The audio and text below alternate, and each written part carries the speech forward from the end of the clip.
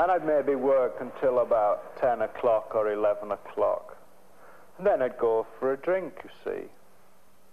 And in California, the bars don't close until 2, which seems to me, in a way, the ideal hour. If you're going to close them at all, it's the ideal hour, because in a way it's not too late, and you can make up your mind about things, I suppose, you see, at 2 o'clock. 4 o'clock is a bit late, really. But anyway, you can do it. You know, work. I seem to work in the evening and do that. In London, you can't do this.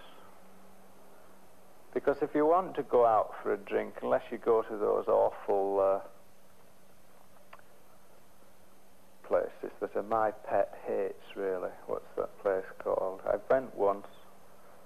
It looks like a rhythm and blues Angus steakhouse. It's got tartan on the walls.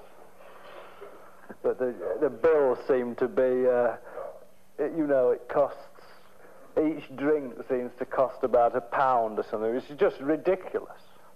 I just object to paying £1 for one drink in a place like that anyway. It's not in fact, the chairs are so small, it's like an organised children's tea party. It's terrible.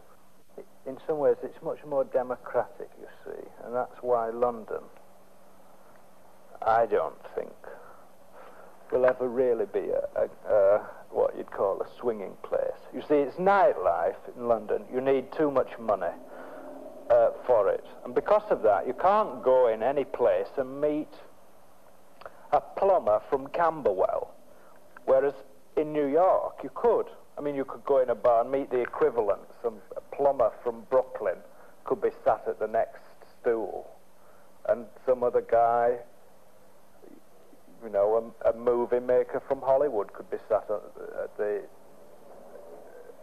on the next stool. I mean, that can happen. Here it just doesn't. The nightlife, which some people really think is terrific.